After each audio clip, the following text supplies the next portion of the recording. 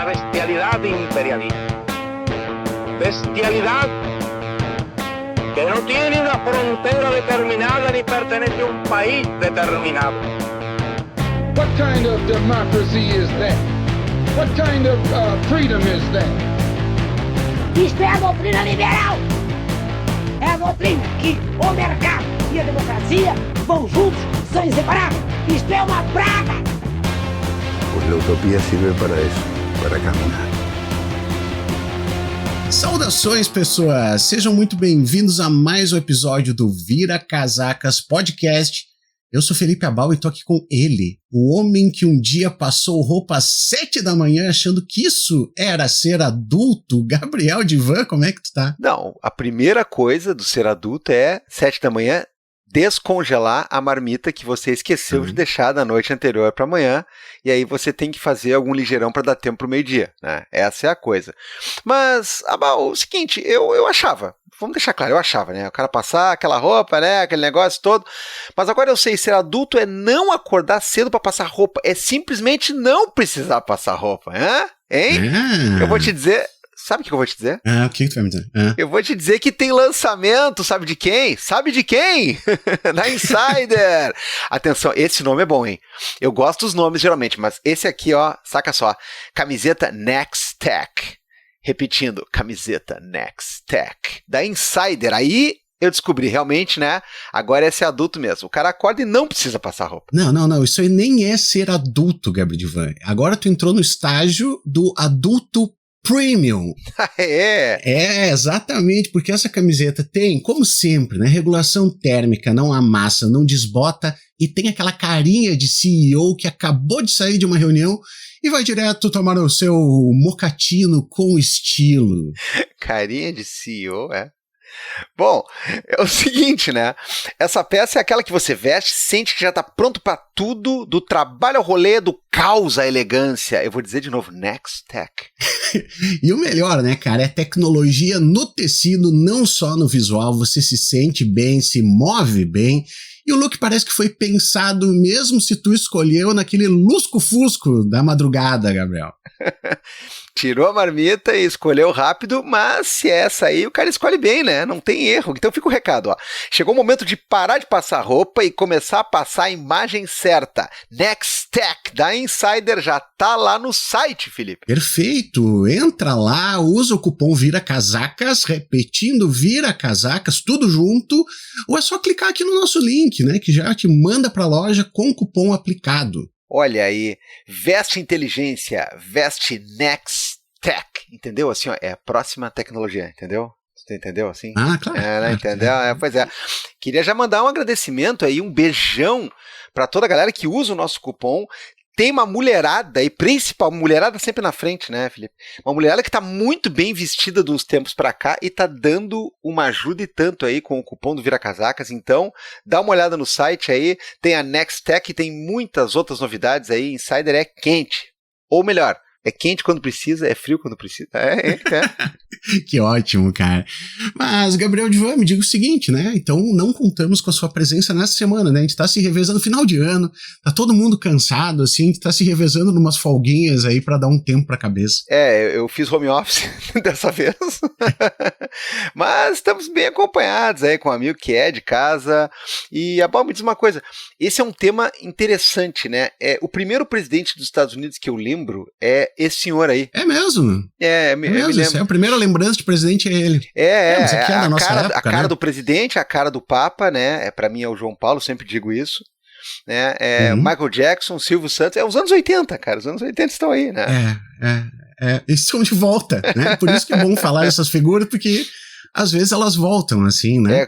Mas tá muito legal, já cara. Dizia aquele filme, né? Às vezes eles voltam, né? E tu vê, o primeiro episódio que o Caio participou foi, né, falando do Som da Liberdade, e agora, então, falando do Reagan, quase 2 anos depois, a gente comenta isso aí. Pois é, e dá um spoiler pra nós aí, o filme é bom? Nossa, é horrível, pelo amor de Deus, é horrível. É horrível. Ai. Vira Casacas cumprindo aquela função de fazer comentários embasadamente em obras que você não precisa ver, porque a gente viu pra você e fala a gente o que interessa. Que tal, hein?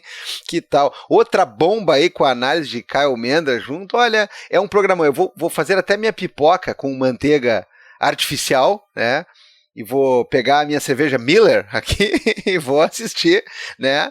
Vou botar aí o nosso áudio para rodar, porque eu tô querendo ver de camarote essa conversa. Então vamos lá.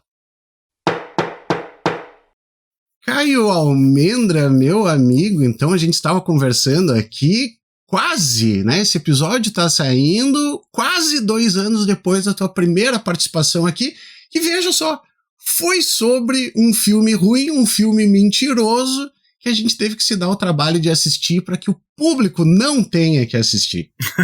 Pois é, né? Dia 17 de outubro de 2023, minha primeira participação aí com o Som da Liberdade, com o grande Tim Ballard, Jim Caviezel. Enfim, o cara foi preso de lá pra cá, né? Acho que teve até foi indiciado, alguma coisa assim. A gente tinha até que fazer um adendo àquele vídeo, tipo um epílogo de Law & Order, assim, uma cartela dizendo assim: depois que Caio, Felipe Abal e Gabriel Divan criticaram ele por abuso sexual, não sei o que, 6 meses depois ele acabou preso. Né? Então, né? E agora a gente volta para falar de um outro filme ruim, mas assim, já dando aquele alerta para quem tá ouvindo: mas eu não vou ver o filme, não sei o quê. Não é esse o ponto, né? A gente não quer que você veja. A gente vai comentar a respeito dele, até porque essa figura do Reagan, né, Caio? Até hoje ela aparece como um cara todo cheio da mística, né? Tem um pessoalzinho que usa a fotinho do Reagan e da Thatcher de mãos dadas, correndo com um cachorro e tal, né? Então, assim, ó, é importante falar desse cara. E assim, quando eu vi que saiu o filme, cara, eu digo, puta que pariu, eu vou ter que ver esse troço, né? E eu te confesso que eu dei o play, isso há muito tempo atrás, esse filme é de 2024, já vamos falar dele, e eu dei o play nele, eu devo ter visto 10 minutos e eu digo, não aguento mais. É muito caro o preço que eu vou ter que pagar. Tá? E daí agora a gente diz, vamos gravar um episódio, vamos ver um filme ruim, eu digo, é a hora do Reagan, né? Agora então a gente vai ter que ver, porque eu tenho que falar mal desse troço e tenho que falar mal dessa figura também. Eu acho que diferente do Som da Liberdade, que a gente fez, e que anda vira e mexe alguém fala alguma coisa, e eu digo, tem esse episódio, tem gente que às vezes lembra, né, e upa o episódio, a gente não tem que se preocupar de estar divulgando um filme ruim, porque ninguém viu esse filme. Uhum. Né? Assim, no Brasil e mundo afora, eu fui assistir no Streaming, aqui Confessando Crime no meio de um podcast, e tinha tipo 12 seeders. Tipo, ninguém viu o negócio, não deu pra baixar e assistir no stream, eu tive que ver pegar a senha do stream que eu não tenho pra conseguir assistir, porque não tava baixando, porque ninguém tá interessado, mesmo sendo esse filme, ideológico pra cacete, mesmo assim, galera disse, cara, não vai dar certo, a gente não vai conseguir vender isso aqui, então não vamos nem dar seed nisso aí, não vamos, ninguém viu o filme. Então a gente não tem que ter medo de estar divulgando um filme que ninguém viu, porque ninguém vai ver também. Mas ao contrário do que você disse, Abal, eu gostei de ver o filme mais do que do Som da Liberdade, porque ele é muito mais engraçado. Isso é verdade. Nessa vibe, assim, eu tô um filme canastrão, tosco, e aí você ri, e eu tenho uma parada própria aí, já confessando mais crimes, quando eu não é crime mais, felizmente, eu tenho uma onda específica quando eu tô fumando maconha, ou então comia um brownie e tal, que é uma hora que a minha suspensão de descrença acaba. Eu emburreço a ponto de voltar a ser inteligente no sentido de isso aqui é uma atuação, sabe? Isso aqui é um set. E aí eu vejo quanto algumas peças de coisas que passam batidos são ruins, mas assim, ruins. É mal feito, é canastrão. Eu fico pensando, cara, seria como se eu estivesse atuando, seria como se eu estivesse escrevendo isso de sacanagem, que o roteirista acho que eu conseguiria fazer muito melhor. Mas ele é engraçado nisso, né? Ele é engraçado em tudo. Primeiro, tem um lance de um recurso narrativo ali, falando de um jeito meio Dan Harmon da vida, meio Rick and Morty da vida, que é uma cópia, a minha opinião é que é uma cópia do Amadeus, do Milos Forman.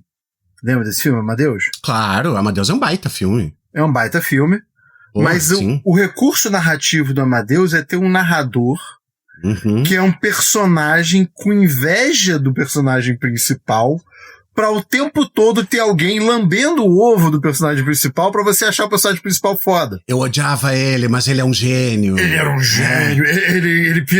O jeito que ele tocava piano era obviamente ele me sacaneando.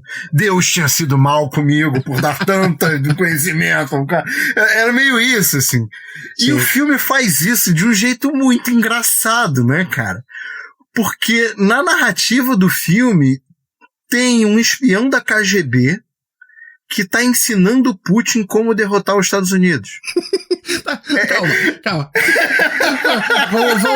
Vamos por partes, tá? Deixa eu fazer o serviço antes, tá? Então, o Reagan, né? Reagan, ele é um filme de 2024.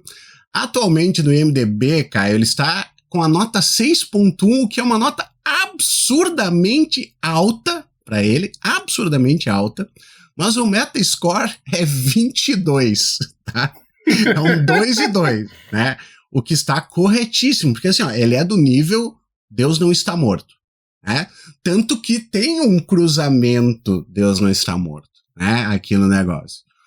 Ele é dirigido por um Sean McNamara, nunca ouvi falar na minha vida. Ele fez um dos Deus deve estar morto. Fez? Fez, acho que ele fez a sequência. Meu Deus, faz muito sentido. E ele é estrelado, então, pelo Dennis Quaid, cara, que assim, ó, e eu vou dizer, primeiro, o Dennis Quaid tá parecido, tá? Ele tem os trejeitos, né? Aqueles, well, eu digo assim, puta merda, ele tá bem no papel, assim.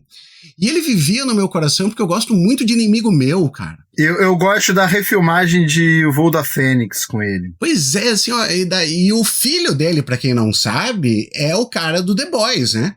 É o Gui que faz o The Boys. O filho dele com a Meg Ryan. Mas tem que ser dito, assim, o Dennis Quaid, como boa parte desses atores que a gente vai acabar citando aí, ele é de direita pra caralho. Sim. Ele é trumpista, de direita pra caralho. E parece que ele é insuportável, Hollywood não suporta ele, todo mundo é brigado com ele, por aí vai. Que parece que é um clichê também de ator de extrema-direita. O cara que é mais de direita do que ele é quem faz exatamente esse psicólogo da KGB, esse cara que acompanha a carreira dele, que é o Jon Voight. Esse aí faz tempo já que caiu em desgraça, né? Ninguém suporta. O famoso pai da Angelina Jolie.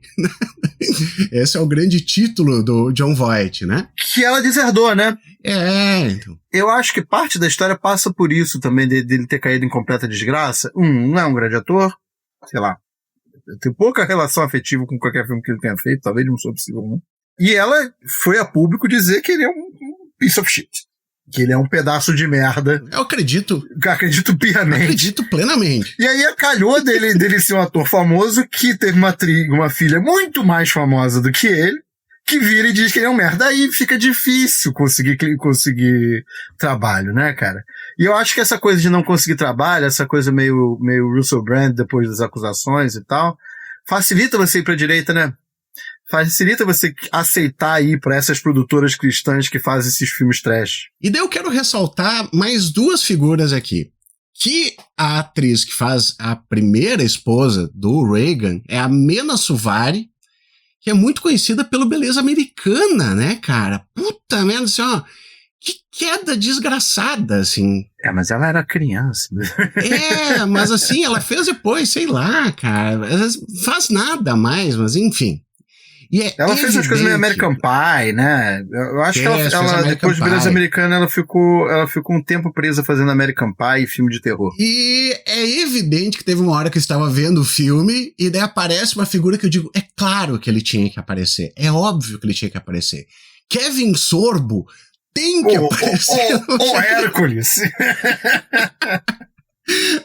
Que já tinha feito Deus não está morto, exatamente, né, cara? Ele era o professor, né? O grande professor de filosofia que levou a sério o negócio do Deus está morto do Nietzsche, assim, digo, então é literal isso, né? Deus está morto. E ele também fez aquela sequência também dentro desse filme, que também só faz isso hoje em dia, né? Até porque ele é um porre. Ele também fez aquele filme sobre The Rapture lá, os deixados pra trás. Isso, maior sucesso de venda de livros e coisa, né? O Nicolas Cage também fez. O Nicolas Cage fez o primeiro. A primeira versão foi ele que fez. E é curioso, sabe? Porque existem boas histórias com o tema do Rapture. Uma delas é a série de Leftovers, que é muito demais muito essa série. É demais essa série. Boa. Mas é sobre o arrebatamento, né? Faz uma metáfora, é super diferente, não sei o quê, mas é sobre arrebatamento. Mas é muito boa. Mas agora sim, Caio, então assim, ó, esse é o serviço, né? Pra você ter uma ideia de quem tá envolvido. Porque o grande lance deles é assim, ó, o roteiro é péssimo, né? Aliás, Caio, eu tava esquecendo, né? Tem uma coisa muito importante. O roteiro, ele é baseado num livro e ele é escrito pelo mesmo autor do livro, que é Paul Kengor. E esse Paul Kengor escreveu o livro The Crusader, Ronald Reagan and the Fall of Communism. E esse Paul Kengor, eu fui dar uma olhada de quem é esse cara. Ele é professor que está ligado, evidentemente, com think tanks conservadores, já fez parte da Heritage Foundation, tudo isso. Eu ia chutar a Heritage Foundation. Tudo isso, ele recebe dinheiro da direita evangélica, completamente ligado, né, a esse movimento. Então, assim, ó, zero surpresa, mas o roteiro é muito ruim. Mesmo pro que ele objetiva, é ruim, né? Mas já começa assim, ó, foi escrito por um cara que tá fazendo uma ode ao Reagan. E agora tu pode, né, engatar então, né, nesse negócio, especialmente que daí vem o John Voight, ele diz, né, primeiro, a abertura são os horrores do comunismo. Não, a abertura é ele tomando um tiro. Ah, sim, mas é que depois, quando passa os créditos, tem os horrores do comunismo. A parte mais engraçada desse filme, como tudo, é que ele faz só conexão visual nas coisas. E ele faz as conexões, ele mente nas conexões visuais. Então, a primeira cena é ele tomando um tiro. De fato, ele tomou um tiro do Jason Winkley, não é? Bom, vamos contar a história de como o Ronald Reagan tomou um tiro. Ele tomou um tiro de um cara que assistiu Taxi Driver e ficou fanático pela Judy Foster. É essa a história. Ele assistiu Taxi Driver e como um bom, provavelmente maluco pedófilo, ficou fanático pela Judy Foster. Porque assim, né? Taxi Driver, cara. Ele não tava vendo Silêncio dos Inocentes, ele tava vendo Taxi Driver. E aí, anos depois, pouco tempo depois, porque o Taxi Driver é 79, alguma coisa assim, ele continua completamente obcecado pela Judy Foster, assiste todos os filmes dela, tem um altar na casa dele com coisa dela. Ela se pronuncia contra o Ronald Reagan, ela sempre foi uma ativista de esquerda, e liberal, né, LGBT, essas coisas também, acho que ela sempre teve ambientalismo, todos esses temas ela sempre defendeu. E aí o cara resolve tentar matar o Reagan por conta disso. Que no final das contas é meio engraçado porque, em certo sentido, é a história de Taxi Driver, né? A história de Taxi Driver é o cara, e aí ele tem uma mulher lá, ele é interessado pela mulher, ele vê a outra se prostituindo, a mulher é feminista, ele não consegue se dar bem porque ele é conservador, não sei o que ele faz, pega uma arma e salva a menininha, a Judy Foster, como forma de mostrar que ele é legal para a outra. No final das contas, o que ele fez foi a mesma história. E ele ficou preso um tempão, foi solto, e hoje em dia ele é um maluco chilelê que faz música country, e todo mundo, ele é um meme vivo, assim, ele tá lá no Twitter, as pessoas dão repost nele. Eu sou conhecido por gostar de música country, as pessoas dizem, você é conhecido por isso mesmo? Você tem certeza que é por isso que as pessoas gostam de você, conhecem você? E por aí vai. Então, não tem nada a ver com comunismo. A cena primeira é ele sendo tratado, tipo, tomou um tiro, aquela cena meio ER, busca o cara, corta a roupa pra consertar o tiro que ele tomou, não sei o que, sabe, descobre que fica falando como o salva-vida dele, o guarda-costas dele foi morto, blá blá blá, corta, abertura com imagens do comunismo malvado. Aí é aquela coisa, tropas marchando, estátua do Lenin, estátua do Stalin, e foi. E é engraçado porque ainda são imagens internas, assim, não é do tipo, alguma barbárie que o comunismo fez, não é do tipo tanques invadindo a Hungria, guerra do Afeganistão, União Soviética. Não, é simplesmente a ideia do imaginário do comunismo ser ruim. E os créditos vão rolando com isso. E é tipo 2 minutos de crédito, uma coisa assim, completamente... Isso não se faz mais, gente. Você tem que trazer atenção das pessoas. Aí vai direto pra essa cena do Jon Voight aparecendo pela primeira vez, né? Exato.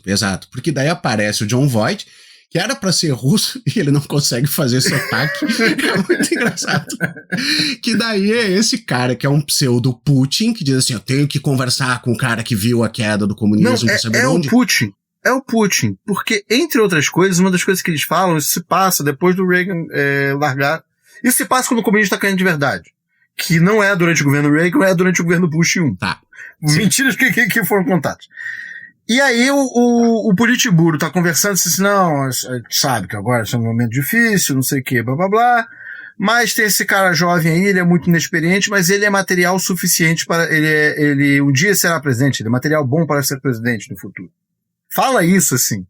E aí aparece um cara que é maquiado pra ser o Putin novo. Mas ele é bem mais bonito, assim, né, cara? Ele é bem mais... Cara, o Putin novão, assim, ali na Alemanha, ali, fazendo merda na Alemanha, ele era, as fotos dele de espião, ele era bonitão. Mas aí chega pro cara e diz assim, precisamos saber onde é que a gente errou pra que a gente não erre de novo. Né? Então, assim, ó, me conte tudo. Temos um segundo plano. Agora, o segundo momento de acabar com os Estados Unidos. E daí vem o Jon Voight, tá péssimo, né, cara? E ele é o narrador de todo o filme, é o Jon Voight. E a maquiagem dele tá péssima também, porque... Nossa, quando ele aparece novo... como ele tem que estar em todos os momentos do filme. O Dennis Quaid já tem uns 70 anos, o Jon Voight tem uns 90, tipo... uma vez eu vi um negócio falando que o Tom Cruise, no último filme do Missão Impossível, tinha a mesma idade que o Jon Voight no primeiro filme do Missão Impossível, quando ele era o diretor. Ele não era o cara que corria e dava tiro e segurava avião. Ele era o diretor da CIA lá, da Missão Impossível. Então, enfim, ele já deve estar com uns 80 muito, 80 alguma blau. E ele tá sempre velho, mas aí bota aquela maquiagem, né, cara? E aquela maquiagem não funciona. A barba e o cabelo, meu Deus, assim, ó, é horrível. E aquele esquema de IA, de deepfake pra fazer, não funcionou, não souberam fazer. E a grande função dele é narrar e ser papagaio de pirata, né? Porque daí ele aparece atrás, né, do Brezhnev, ele só aparece atrás, assim, tipo, estão fazendo merda, não estão vendo o que eu estou fazendo, né? Ninguém está contando com o tamanho do pau do Reagan.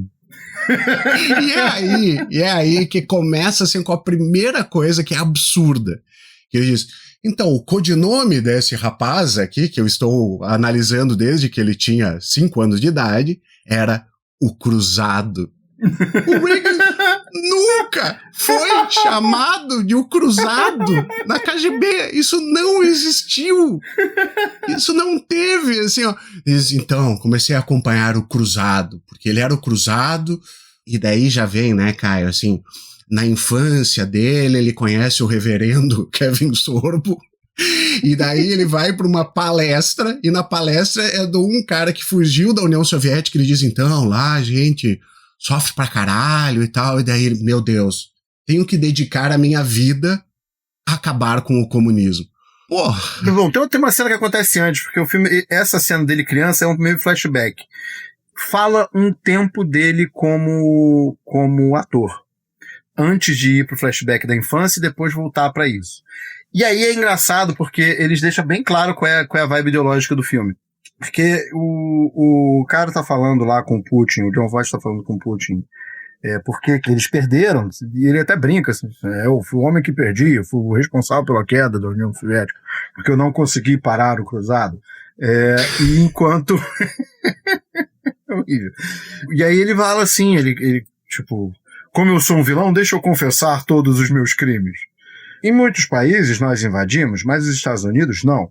Nós iríamos nos infiltrar no país a partir de cultura, não sei o que, até em Hollywood. Ele fala assim, a gente vai infiltrar na economia, nos sindicatos e até em Hollywood. E aí corta para falar de Hollywood, que é seria o grande miolão do roteiro, seria a fase dele de presidente do sindicato.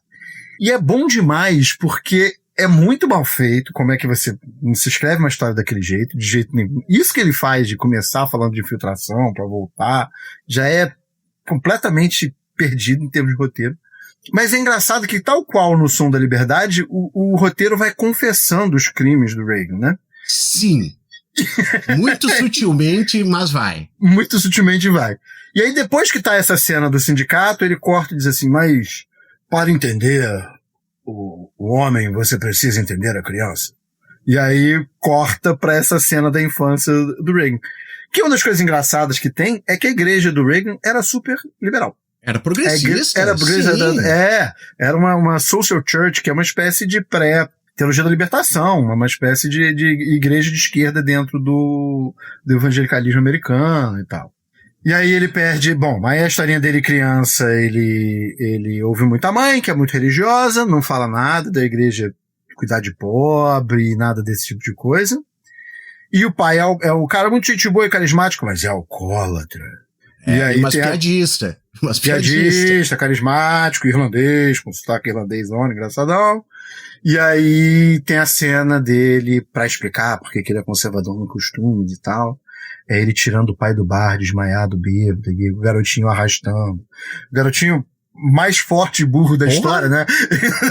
Não liga pra mãe, não pede ajuda pra um amigo, ele sozinho, na chuva, tira o pai no braço, com 8 anos de idade e tal.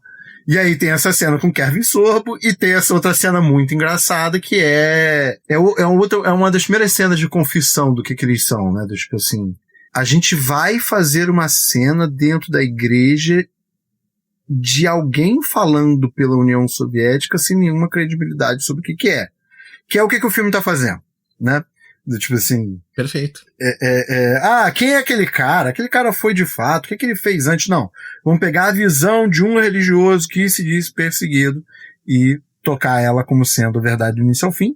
E é a propaganda que tava rolando ali, né? Agora, essa primeira parte que tu falou dele dentro, né, no meio dos artistas, né, que tem aquele negócio meio Lei Rouanet, assim, sabe? Que chega lá o pessoal diz, então, eu sou roteirista aqui, tem que acabar esse capitalismo e tal, né? O pessoal hiper panfletário, assim. Cara. É o trumbo. É o trumbo? É pra ser o trumbo? É o trumbo. É uma cena dele tomando uma cerveja com a mulher, e ele mais interessado em dançar, e o trumbo falando sobre desigualdade, não sei o que, blá blá blá. E o trumbo, pra quem não sabe, tem um filme com Bryan Cranston, não acho um grande filme, mas ainda assim é um filme legal, conta a história mais ou menos direitinho. Foi um cara que é considerado uma das grandes injustiças.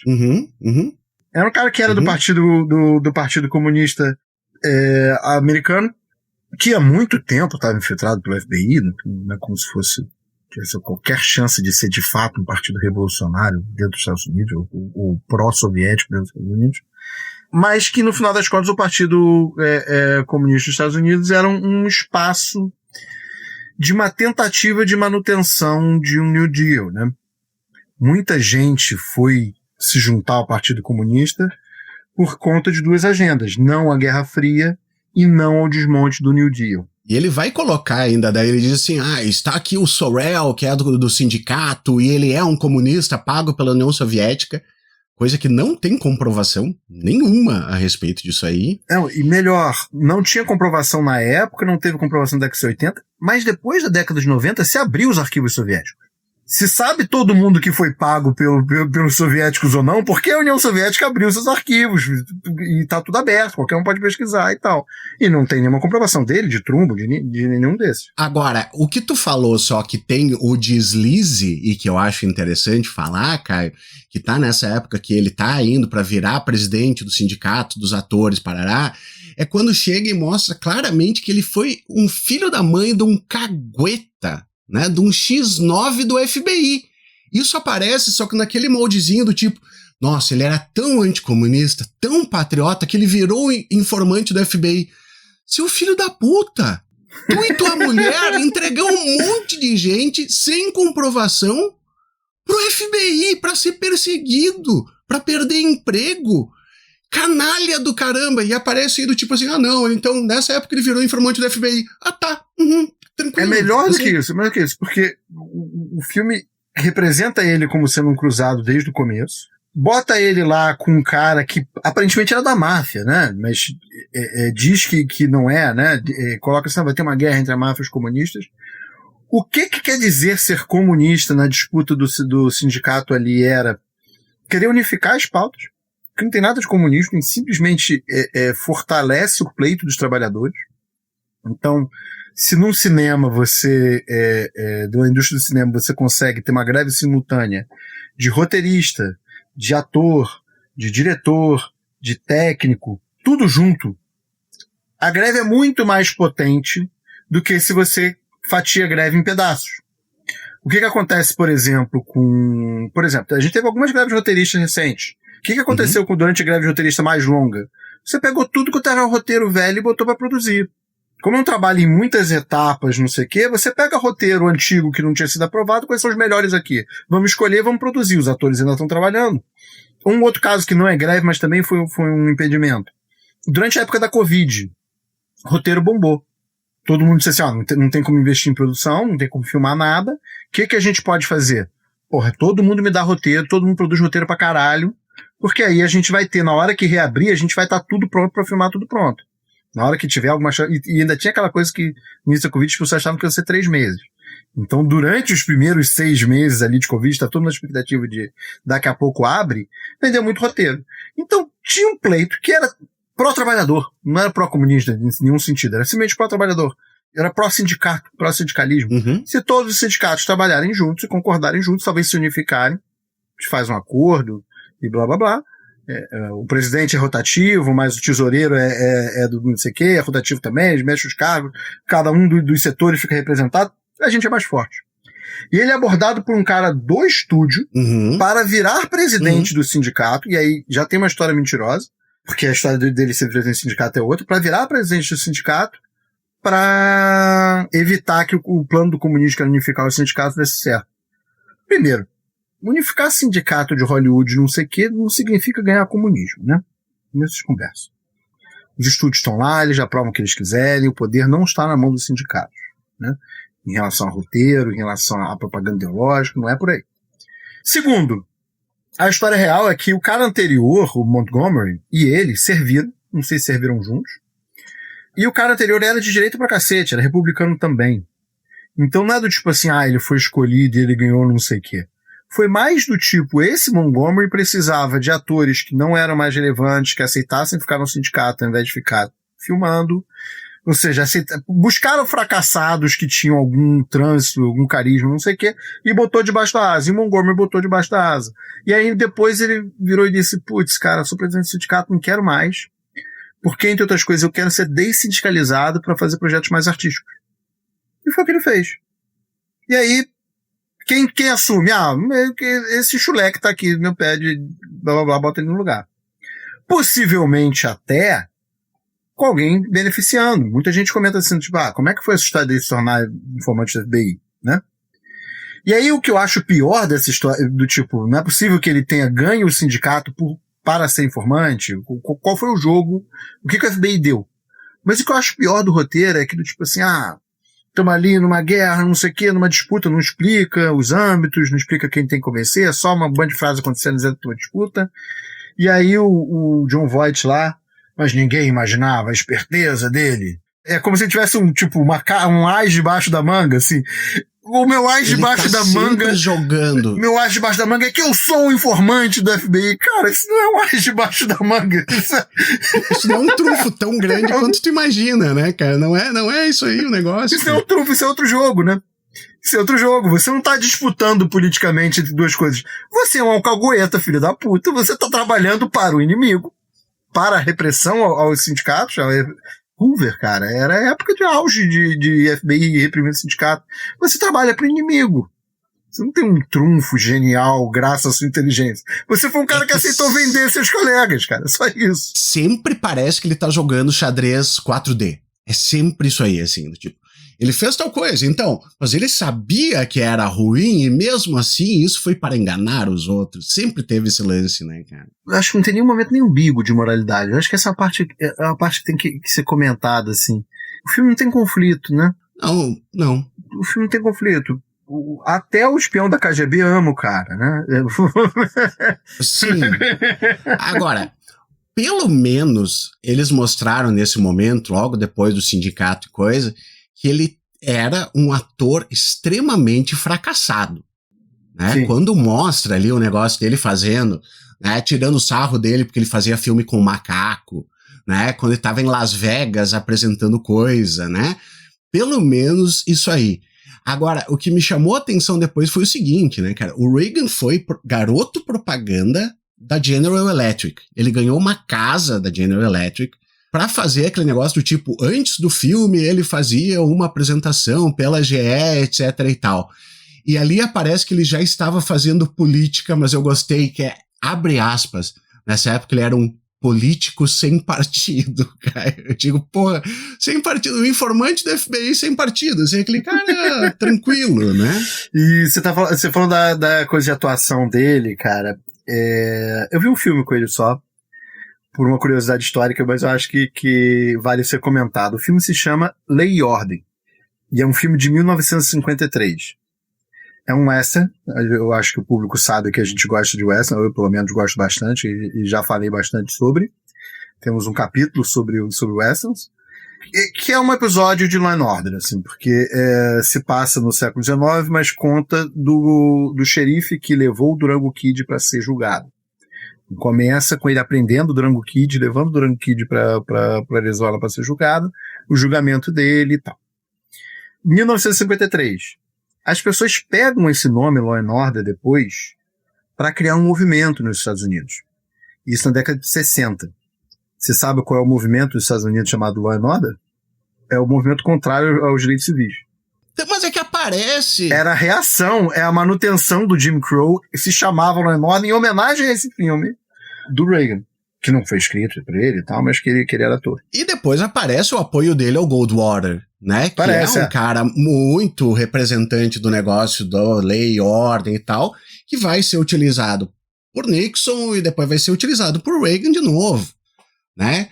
Mas é tudo muito assim, ó, se tu não conhece a história, é só uns troços jogados, assim, sabe? Ah, então agora ele foi pra política e ele apoiou o Goldwater. Eu disse, Goldwater, velho.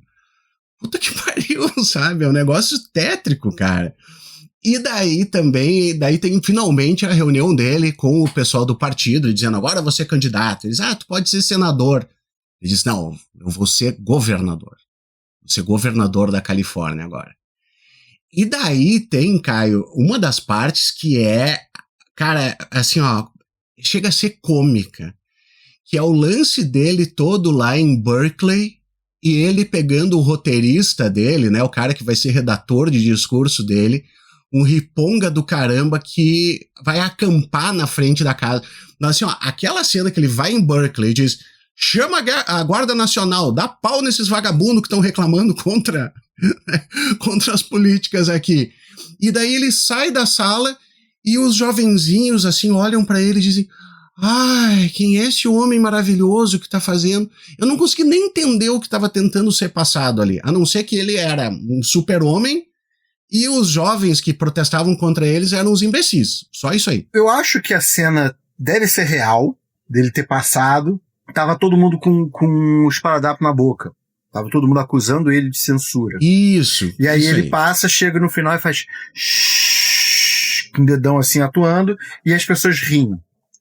Eu acho que a risada é falsa e eu acho que a postura passiva é falsa. Devia estar todo mundo com os paradapos na boca, como se está com os paradapos na boca quando não é pataquada do Congresso, né? Quando se de fato está acusando de censura, de fato tem medo de falar alguma coisa, e você faz o protesto de não posso nem falar o que eu deveria estar falando porque estou sendo censurado, a pessoa está numa postura de confrontadora. Mas de todo jeito, assim, a cena é muito engraçada porque de novo trata brutalidade como genialidade. De novo trata imoralidade como genialidade. Porque, não, ninguém nunca teve a ideia de mandar a polícia contra hippie protestando em universidade. Como é que é, meu filho? Precisou do cruzado chegar aqui pra dizer que tem que bater estudante protestando, cara? Que engraçado. Onde é que tá o Reagan no Brasil, cara? Tem todo país do mundo que tem protesto universitário, tem gente apanhando, porra. Olha, cara. Bom, e daí teve uma outra cena que me chamou a atenção, porque daí finalmente, então ele foi um sucesso como governador e tal, e resolve ir, e daí chega o KGB, assim, e ele diz, então a gente viu ele, e ele estava numa reunião com líderes evangélicos, e naquele momento se instaurou uma profecia, né? Tu vê, a chegada com uma celebridade, um líder evangélico, e aí vem a profecia. Isso. E um cara que tá atrás e não fala nada era o Jerry Falwell. Que é o cara, né? Tu vê que tem um gordo atrás assim, e tu diz quem é, mas não, esse cara aqui é o Jerry Falwell. Que é o cara da maioria silenciosa, né? A maioria silenciosa foi que ele fundou e tal. Que, poxa, os caras apoiaram, acho que foi o primeiro momento em que tu vê o movimento evangélico dos Estados Unidos ingressando fortemente na política para apoiar o Reagan, porque eles acham que o Reagan vai botar pauta anti-aborto, anti-droga, parará, tudo que eles querem. E o Reagan, na verdade, é um cara que não faz isso aí. Não. Ele é uma decepção para os evangélicos. Mas aparece ali como se fosse uma profecia religiosa o Reagan chegar ao poder. Né? Até porque o Carter aparece isso, dizendo assim, ó, o Carter deveria ficar porque ele é a salvação da União Soviética. Né? Então o Carter como alinhado aos soviéticos e o Reagan profetizado como o líder que os Estados Unidos precisam. Ou seja, o cara que tinha como secretário de Estado Zbigniew Brzezinski e depois Henry Kissinger era o cara que ia salvar a União Soviética. Na verdade, se você for observar bem, a União Soviética cai... Bom, vários momentos foram muito difíceis para a União Soviética. A derrota da Revolução Alemã, a disputa sino-soviética, o rompimento com a China, a própria partida da Índia também foi complicado. Mas, se você for pegar 2 momentos que a União Soviética vão ser derrotados a ponto de morrer, vai ser Nixon com crise do petróleo e Zbigniew Brzezinski com mujahidins. Que é aquela história que ninguém conta, entre aspas, né? A guerra da União Soviética com o Afeganistão, você armou o Osama Bin Laden para expulsar o Rambo 3 e por aí vai, né? Para expulsar os soviéticos e por aí vai. Ali que foi derrotado. Tava caro demais, a gente aumentou o custo aqui e por aí vai. Ninguém gosta de falar dessa história, porque essa história termina no 9 de setembro. A continuação dessa história é essa galera aí, esse bando de comando super espião que vocês treinaram, uma hora quiseram mais dinheiro e resolveram fazer o 11 de setembro. Talvez o mais engraçado seja outro filme chamado Jogo de Poder, que é um dos últimos filmes do Philip Seymour Hoffman. Você viu esse filme com o Tom Cruise? Tom Cruise não, com o Tom Hanks. Eu não me lembro desse filme. Se chama Charlie Wilson's War, a guerra do Charlie Wilson. Charlie Wilson era um deputado texano republicano que foi o cara de encher de dinheiro os mujahideen e tal. E aí o filme, no roteiro, a cena final do filme era o 11 de setembro. Era simplesmente uma filmagem do 11 de setembro. Pra do tipo assim, a gente fez isso tudo aqui, vencemos o soviético, 3 mil pessoas mortas dentro do território nacional e por aí vai. Mostra a tragédia da história e por aí vai. Ups, deu ruim.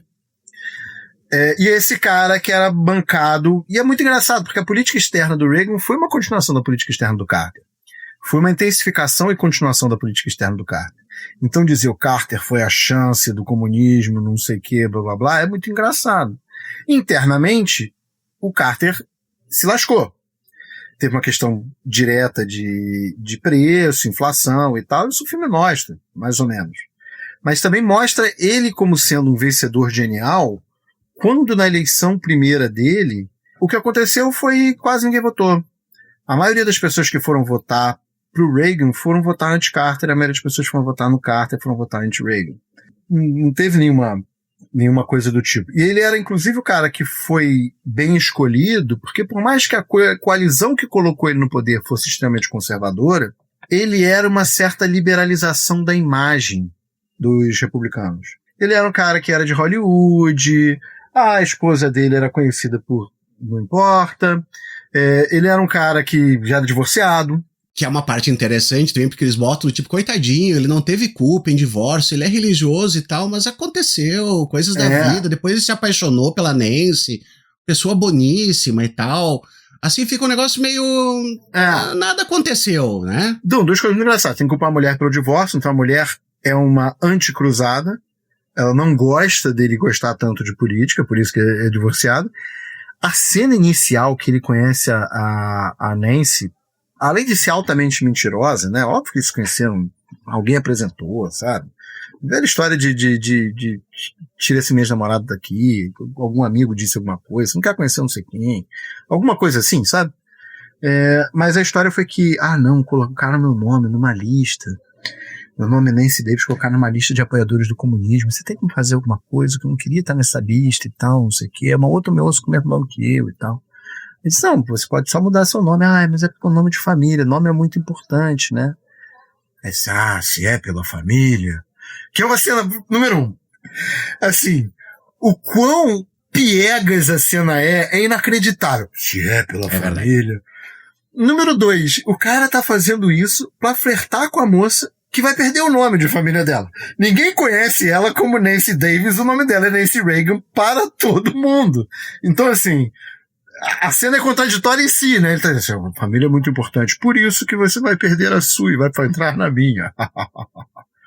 E aí depois tem uma cena que ela finge que anda de cavalo sem andar só pra agradar ele, mostrando de novo que parte da história que estão contando ali não conta, né? Que ela era uma pessoa muito mais liberal do que ele, em todos os sentidos. Ele era o rancheiro conservador, ela era a atriz da década de 50 que exercia sua liberdade sexual, né? Vamos ser mais claros sobre isso, que para ele devia desagradar muito para fora, para dentro sim, para dentro tudo bem.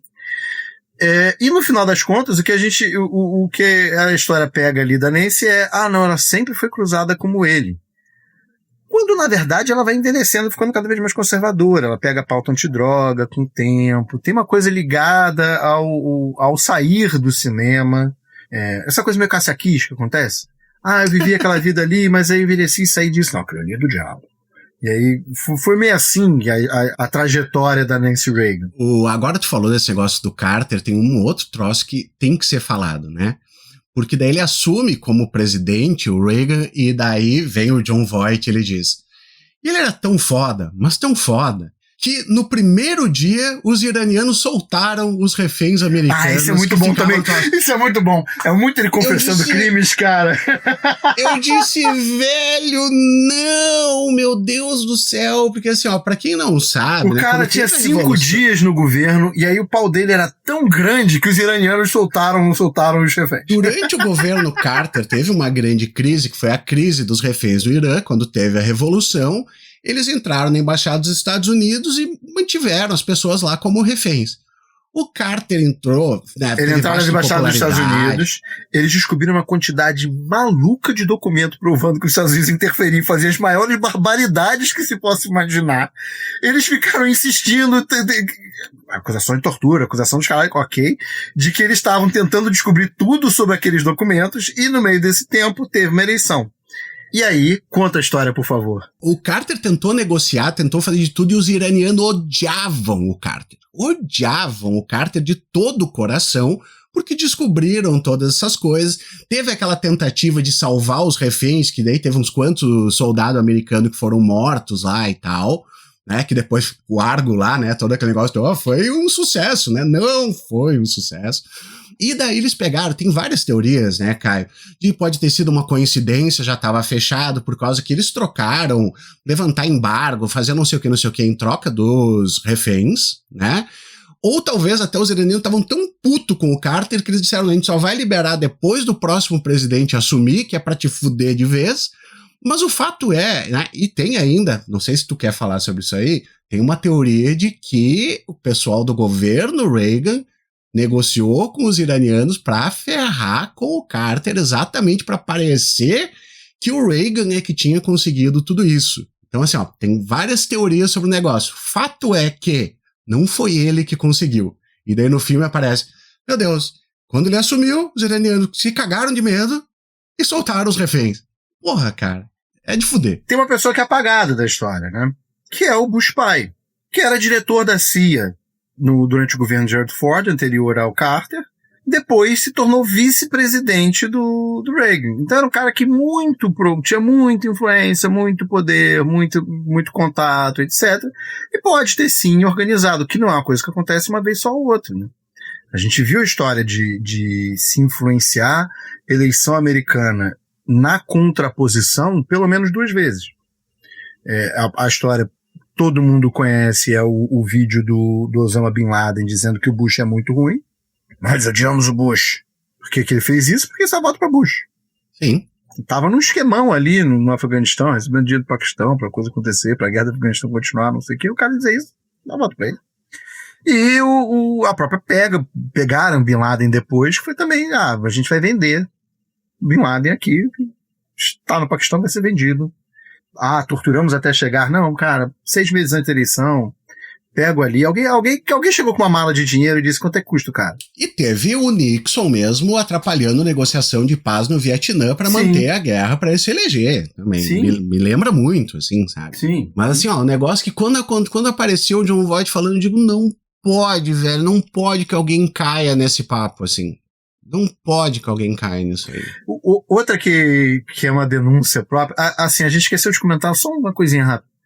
O Jerry Falwell, que a gente tá falando, é o Jerry Falwell pai. Sim. O filho? Pá. O filho? A gente conta do filho? Nosso público quer saber sobre o filho? Fala. O filho botou uma universidade e tem uma esposa, e ele gostava de assistir a esposa com o piscineiro da universidade, a quem ele pagava, filmava e etc. E aí, enfim, foi um grande escândalo porque o cara é contra todos os direitos que você possa imaginar, até contra o divórcio ele é. E na vida pessoal dele, ele tinha um relacionamento a 3 com outro cara e uma mulher e tal. E aí, família, bons costumes. Bons costumes, conservadorismo. Conservative values. Mas enfim. Outra coisa que eu acho que é uma puta autodenúncia, assim, é ele sempre, assim, antes de qualquer coisa, quando ele ainda era governador, quando ele tá pensando em ser candidato e blá blá blá, ele fica assim, eu sei como vencer os soviéticos. Eles estão pobres, a gente só precisa continuar a pressão, que aí eles não vão ter, não é mais com os mísseis, a gente vai negociar, perder os mísseis, mas se a gente continuar com a pressão, eles vão empobrecer até falir. Aí eu disse assim, ou seja, você sabe como derrotar os soviéticos. É só fazer nada. Que no final das contas foi a sua participação na derrota dos soviéticos, foi fazer nada. Perfeito, é verdade. Sim. Eles estão pobres, eles vão falir sozinhos, é só a gente esperar. Então o que tu tá fazendo, meu irmão? Por que tu tá aí, cara? Por que... Mas daí tem um negócio que eu queria te perguntar mesmo, cara, do que tu achou dessa parte aqui, assim, ó.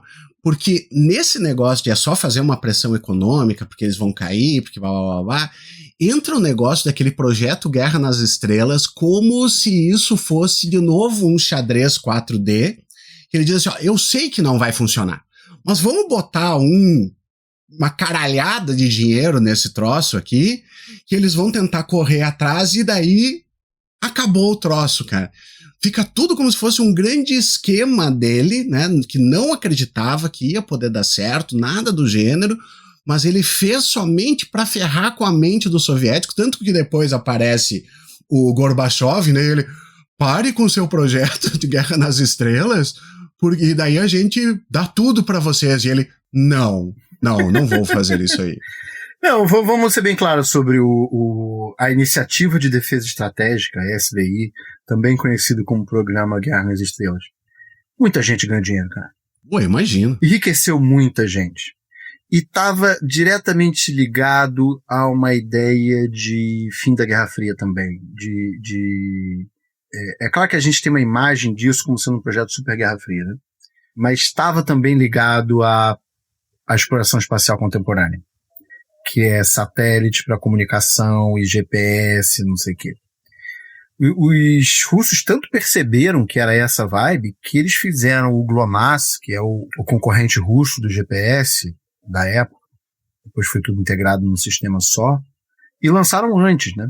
O GLONASS foi lançado já depois do fim do capitalismo da União Soviética, queda do Muro de Berlim, blá blá blá, mas eles lançaram antes. Mas assim, foi um projeto de transferir dinheiro para as grandes empresas fornecedoras de coisas, e num começo de um projeto de o que a gente faz com a NASA agora. Lembrando que a NASA é uma empresa estatal única, enquanto o programa soviético foi feito por múltiplas empresas estatais em concorrência entre si, e não iria caber no mundo pós. Como é que a gente transforma isso aqui em algo para produzir, para funcionar, considerando que o projeto espacial faliu depois do Apollo, né? Depois do programa Apollo. Mas você tinha algo mais a falar sobre o programa Guerra nas Estrelas, cara? Não, eu só achei engraçado todo esse negócio mesmo, assim, de parecer que é tudo sempre um grande esquema, ele sempre tá jogando na frente, né? Ele sempre tá percebendo as coisas antes dos outros. Eu acho que como a coisa não foi pra frente, a imagem que do tipo assim, pô, tem muita gente reclamando que isso aqui foi um gasto desnecessário. Como é que a gente diz que não foi? A gente diz que era tudo um plano pra acabar com a União Soviética. Acho que é por aí que o jogo vai. E aí, Caio, agora tem a parte, sim, que também foi outra daquelas que eu parei e digo, não pode ser. Porque assim, ó, também vocês têm que entender um troço, tá?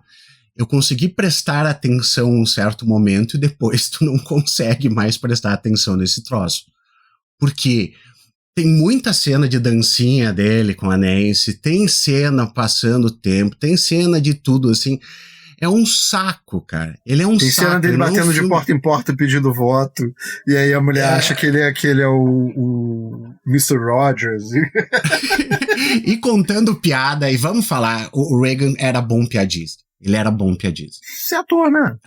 Tem uma piada dele que eu gosto muito, que é daquela que ele diz assim... Tinha um gurizinho vendendo cachorrinho, né? Puppies, né? Filhote de cachorro, na frente do Congresso Democrata. E ele dizia... Cachorrinhos democratas por $5, cachorrinhos democratas por $5.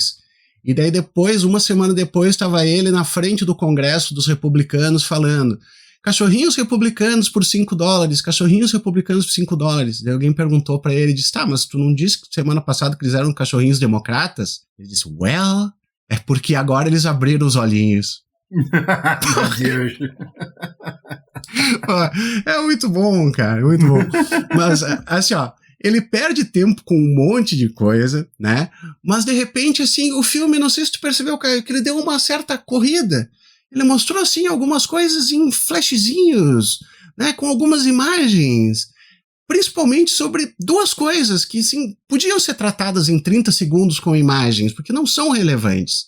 Guerra às drogas e AIDS. Tem uma terceira. Tem outra que eu perdi? O que foi? Irã contra.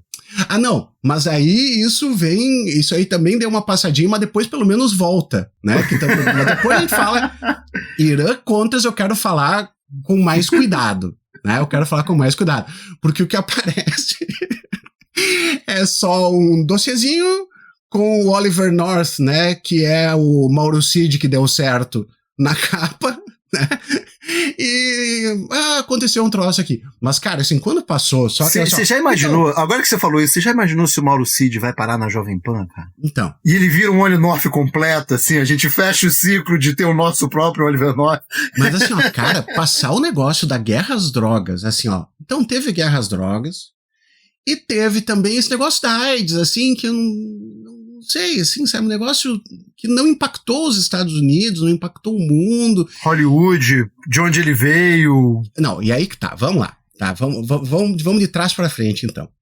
O Reagan foi um péssimo administrador, um péssimo presidente no que diz respeito à questão da AIDS. Demorou muito tempo para reconhecer, demorou muito tempo para tomar ação em relação a isso. E quando tu fala desse negócio de que impactou Hollywood, inclusive tem um podre muitíssimo sério, que é em relação ao Rock Hudson, né? Foi o Rock Hudson que estava na Europa, eu acho que ele estava na França. Ele era amicíssimo da Nancy e ele ligou desesperado para ela dizendo, eu estou mal de consequências, né? Do HIV, da AIDS. Preciso de ajuda para ir para os Estados Unidos para me tratar, para eu sobreviver. E eles disseram, não, fica ruim ficar perto de você. Então, assim, ó, teve política pública que não foi feita e teve questão pessoal que eles largaram mão de gente morrendo por causa dessa imagem que eles tinham que passar. Então, isso não aparece em momento algum do filme. Pesado pra caramba. Não, e passa direto, porque também não tem nem desculpa, não tem nem o que falar. Foi uma coisa que a cidade passou, né? A gente não trata mais a ideia de existir uma epidemia sexualmente transmissível como sendo uma oportunidade de criticar hábitos sexuais das pessoas. E isso, enfim, por mais que ainda existam conservadores fazendo isso, o estado atual da política não permite. Uhum. Não permite isso. Quando fala é escândalo inclusive de conservadores. Você tem que fazer apito de cachorro para sugerir que é isso. Não dá mais para ser frontalmente como o Reagan era, LGBTfóbico, inclusive durante a pandemia, durante a morte de milhares de pessoas.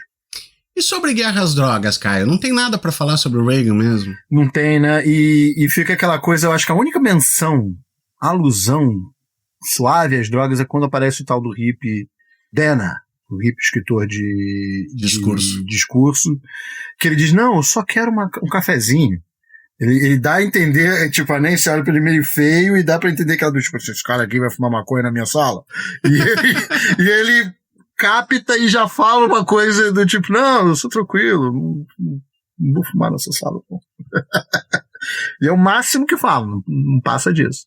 Loucura. Eu acho que tem alguma passadinha daquele negócio da Nancy, era o Just Say No? Que era o programa dela, né? Era o Just Say No. E teve aquele dia que eles fizeram uma grande mentirada, que foi um dia que ela disse que, na esquina aqui da Casa Branca foi vendida essa pedra de crack, não sei o que, blá blá blá. E depois, cara, não, quilômetros de distância, não foi da mesma forma que ela foi dita, isso aqui não era alguém vendendo, isso aqui era alguém consumido, não fez violência nenhuma, por aí vai. Tipo, foi simplesmente vou aproveitar que teve uma apreensão para fazer uma mentirada aqui, e fez, e a mentirada passou. E ninguém nunca discutiu isso. Com detalhe, aí vamos a todas as hipocrisias da história. Na década de 80, senhor Abal, o que a CIA estava fazendo com o crack? Como é que o crack ia parar nos Estados Unidos? Na década de 80, quem traficava crack era o governo. Bem direto. Quem traficava cocaína, pasta base, era o governo. O governo dos Estados Unidos traficava cocaína, pasta base, para quê? Para financiar as guerrilhas, as guerrilhas conservadoras na Centro-América. Uma coisa que a gente já falou aqui mais de uma vez em mais de um programa, que quando você precisa de anticomunista, quando você precisa de comunista, o que você vai? Você vai na Vila Pobre, vai ali na igreja que doa coisa e diz assim, olha só, quem tá te fudendo aqui não é Deus não, quem tá te fudendo aqui é o patrão, vamos lá se juntar e fazer conta, e você começa a tentar montar uma guerrilha. Quando você vai precisar de anticomunista, o que você vai? Você vai ali no cassino, junta um bando de traficantes, e você tem a sua base anticomunista. Você tem mafioso que é contra o sindicato, patrão que é contra o sindicato, jagunço e tráfico de drogas. É assim que a coisa faz. Com detalhe que, como a CIA dava muito olho fechado para o tráfico de drogas, isso permitiu que tivesse o Irã Contra. O Irã Contra era um esquema de tráfico. O tráfico fazia parte central da história do Irã Contra. Era uma triangulação, um comércio triangular, no qual os Estados Unidos davam mercado consumidor para a cocaína, a CIA fechava os olhos e deixava a cocaína entrar, a CIA, inclusive, fez a divisão de cocaína vai para bairro rico, crack vai para bairro negro, muita denúncia de como o crack foi utilizado para a guerra política interna nos Estados Unidos, para desfazer os bairros negros onde havia importância de Black Panther, Pantera Negra e por aí vai ainda, apesar dos assassinatos que tinham acontecido na década de 60 e 70. Então era uma forma de destruir a união de negros, latinos, etc., para se insurgir contra essa revolução conservadora. Reagan fez uma revolução conservadora no mundo, né? E talvez acho que seja interessante a gente falar o outro ponto de vista, porque a gente está falando está vivendo uma outra revolução conservadora no mundo, a seguinte, 40 anos depois. E aí a cocaína ia para os Estados Unidos, o dinheiro ia para a América Central, precisava de arma. A arma ia para o Irã, voltava com a arma, ia para a América Central e fazia essa triangulação. Tudo isso acordado pela CIA, pelo Wally North, muito com certeza pelo Ronald Reagan também, ou ele era o maior imbecil do mundo e não sabia o que estava acontecendo, ou ele era um cara que, como todos os presidentes americanos anteriores, aceitava esse tipo de negociado em nome do anticomunismo.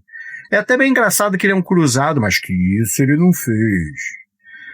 Tipo, é um fanático, mas isso ele não fez. E aí ele tinha um save face, ele tinha uma coisa pra fingir que não era. Não, eu sou super antidrogas. Minha CIA?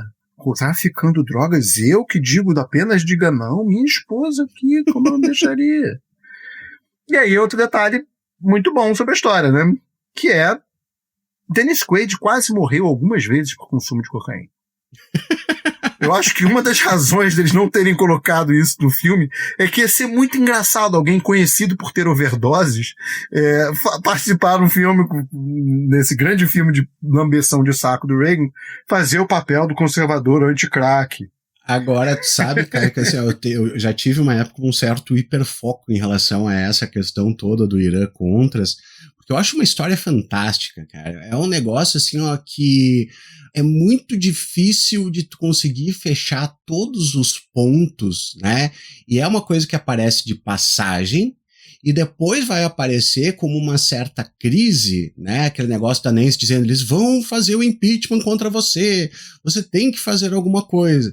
Porque vai me ajudando aqui, Caio, caso eu esqueça ou fale alguma bobagem ali. A gente tem sequestro de americanos no Líbano, e eles pedem para negociar, e pedem armas que vão chegar no Irã.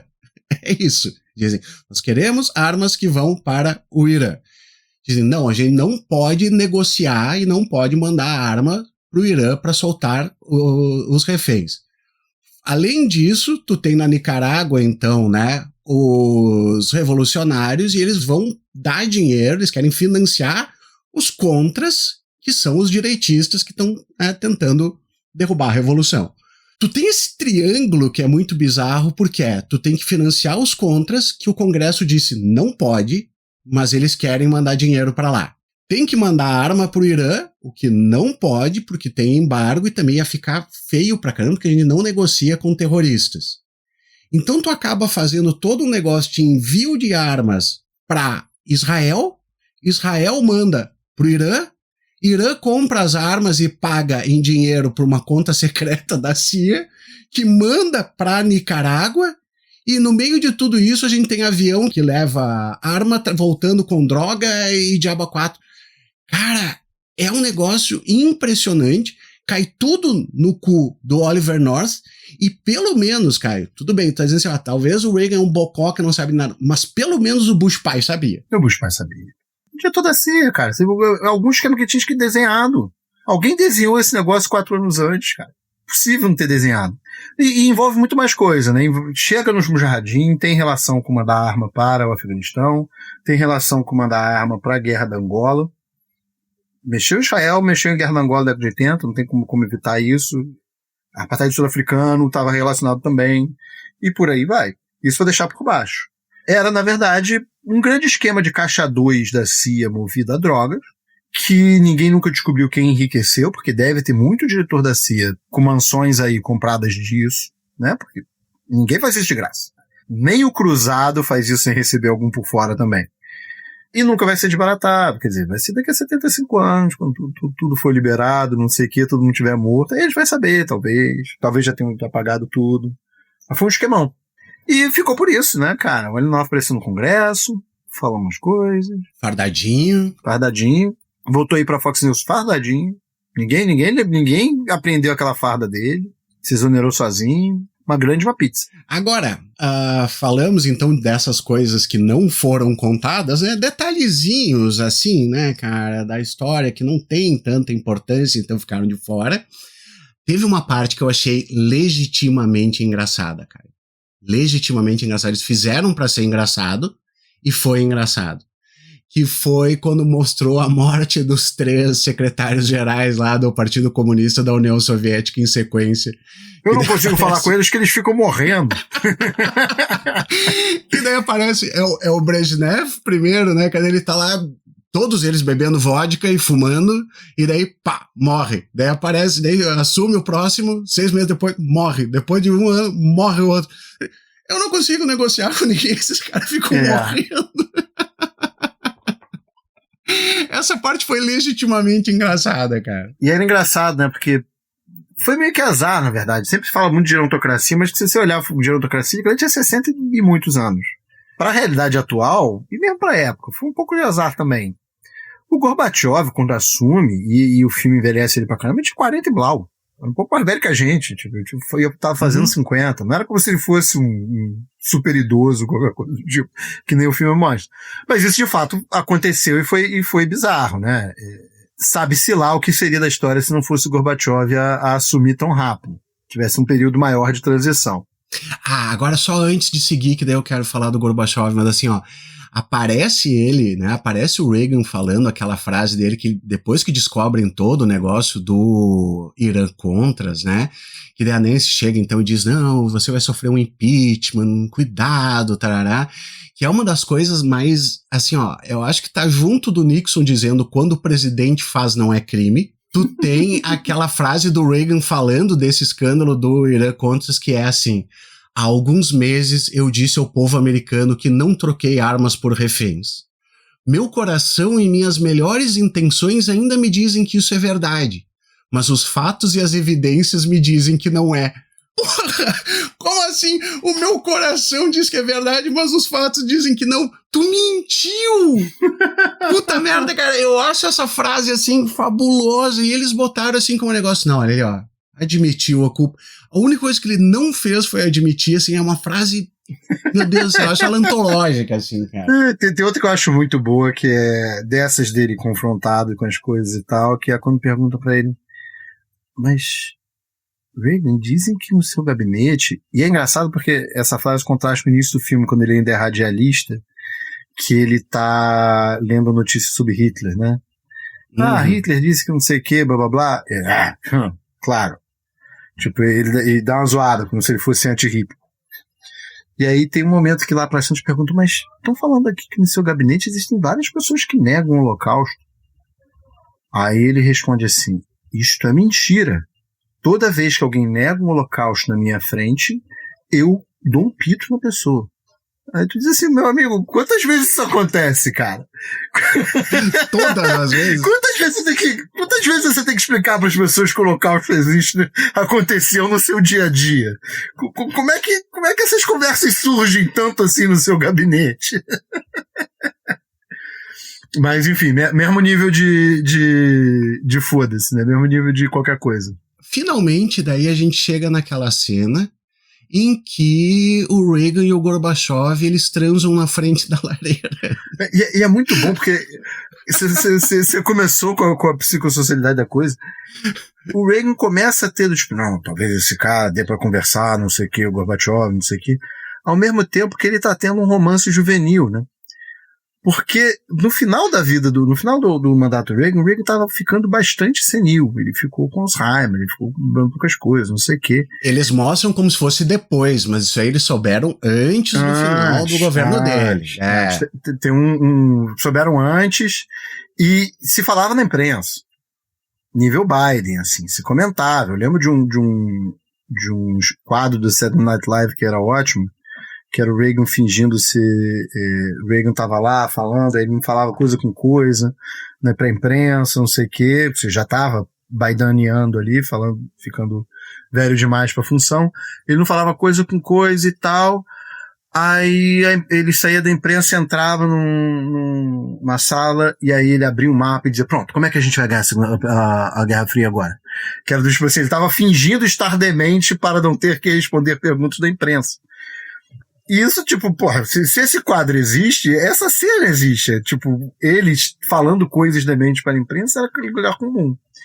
E aí o filme retrata isso como, parecia um cara mais jovem do exército para levar ele para andar de cavalo, agora que ele tá com Alzheimer, e pode se perder andando de cavalo, e vai dar merda, não sei o quê.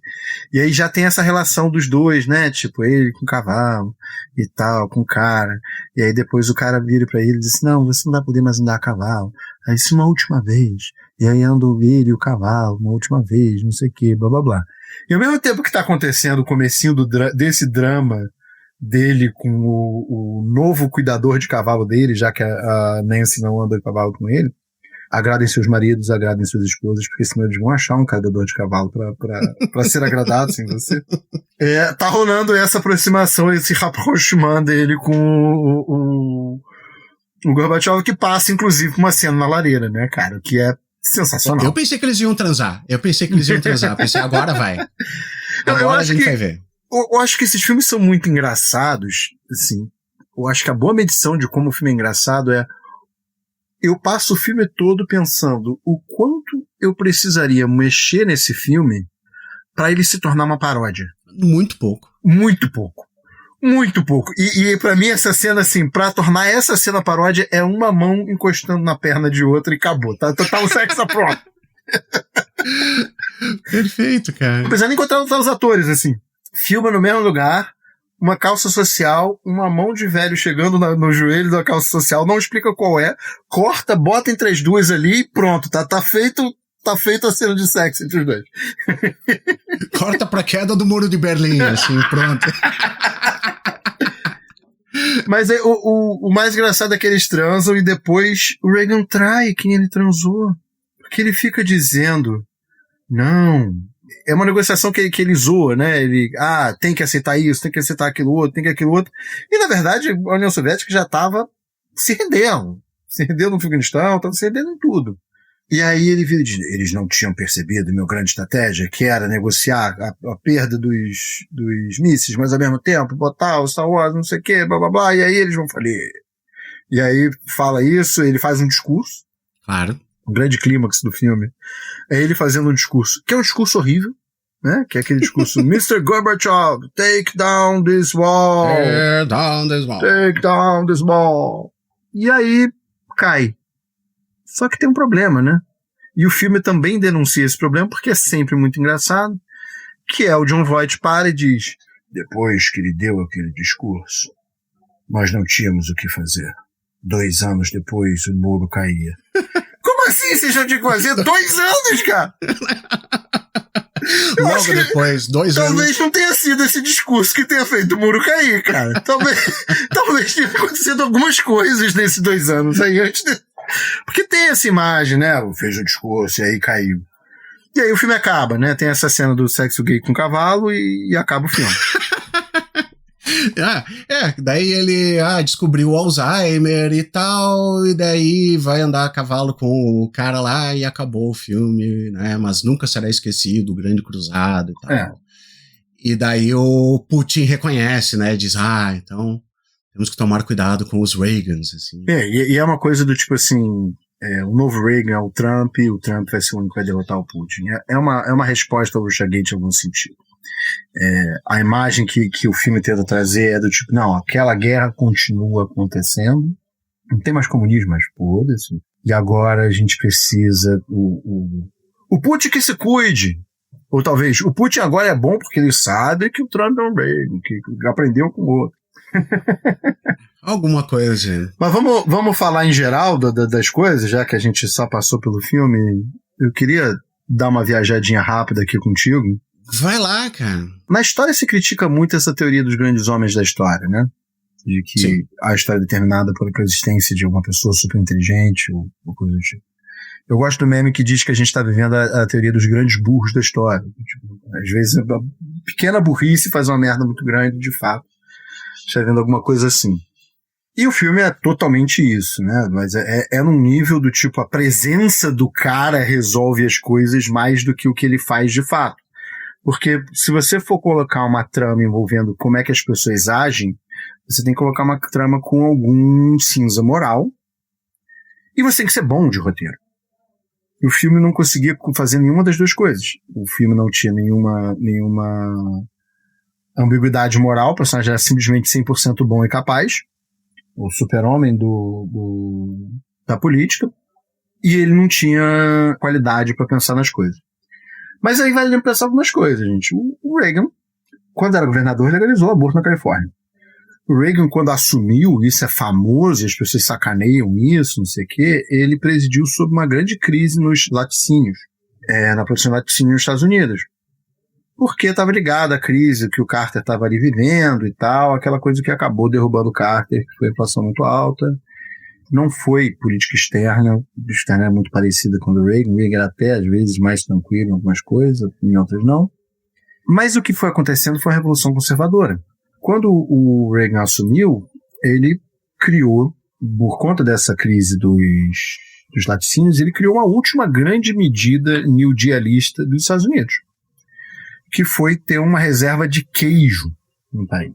Que foi a ideia das reservas estratégicas, né? Comprar reserva de coisas para evitar que tenha falta e para deflacionar os preços. Se a gente tem uma grande reserva de queijo em todos os lugares, não é possível que o queijo seja tão valioso. Então, você, ao mesmo tempo que gerou mercado consumidor para o leite que estava com dificuldade de mercado consumidor, você deflacionou o preço. Como? O governo comprando. Medida altamente keynesiana, anticíclica. E ele fez coisas assim por coisa de 1 ano. Até que União Soviética em queda, sucesso do regime Pinochet, eleição de Margaret Thatcher, permitiram um outro momento, que foi a Revolução Conservadora do Reagan. Não veio dele, veio de um conjunto de momentos históricos, etc. O personagem em si, e o filme mostra isso, era um filhote do macartismo.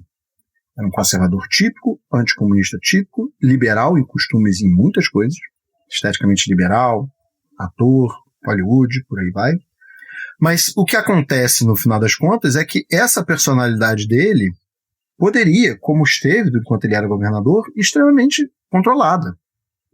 Exemplo clássico é o aborto nos Estados Unidos. O Biden é contra o aborto. Ele é católico. De lá. Quer dizer que ele é contra o aborto. O Trump é a favor do aborto.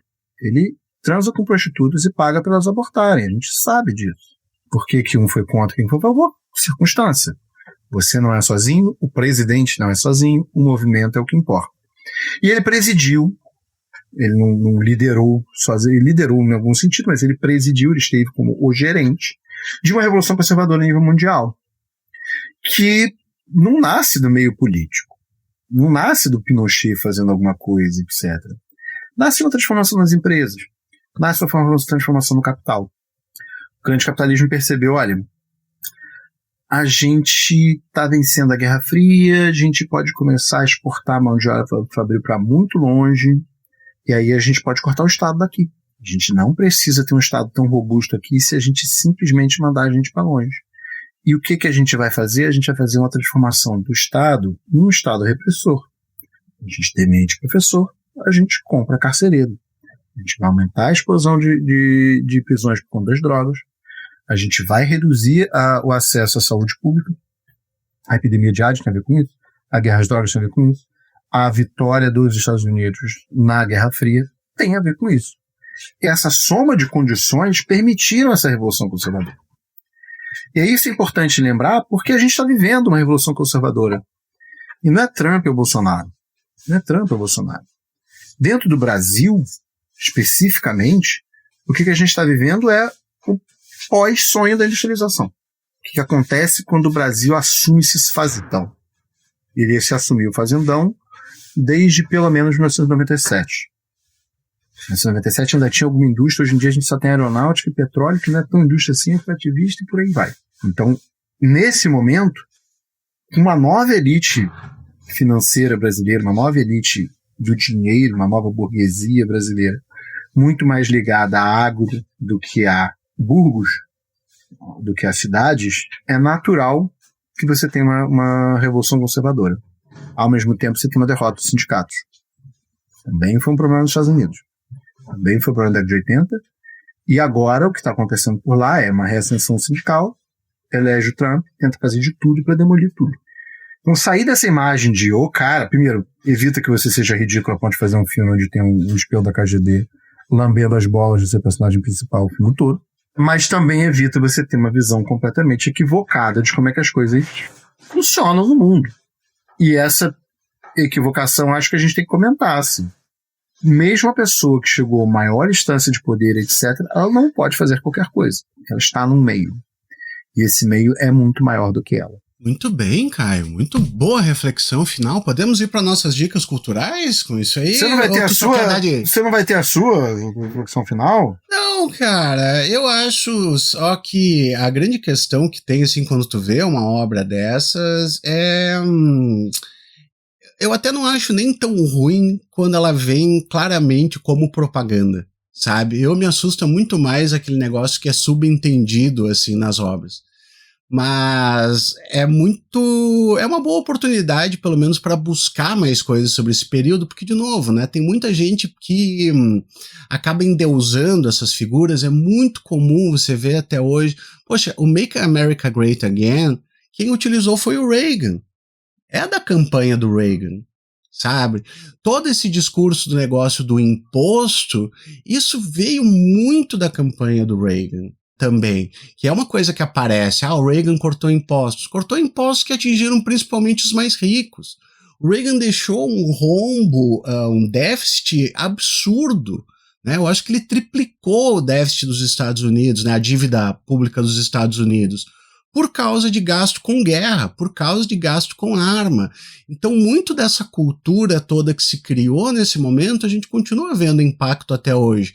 O grande problema é essa imagem de sucesso, né? Essa imagem de que é assim mesmo e que era uma época melhor e coisa e tal, o que é completamente falso. Então, a história, né, ela tem esse negócio, cara, que assim, a história vai julgar. A história não julga, tá ali ele sendo endeusado até hoje, sabe? Tem figuras como ele, tem figuras como o Kissinger, tem figuras como, enfim, né? Então, eu acho que muito mais do que a gente, né, a gente faz uma brincadeira aqui, mas eu acho que o grande fundamento é muito mais do que a gente, às vezes, só abrir mão, não ver e dizer, que bosta, sabe? É também a gente aproveitar oportunidades para esclarecer algumas coisas e para colocar como aconteceu, exatamente para que se tenha, eventualmente, argumento até quando chegar, não, o cara que fez o troço foi o Reagan, foi a Thatcher, olha só, ela era muito boa.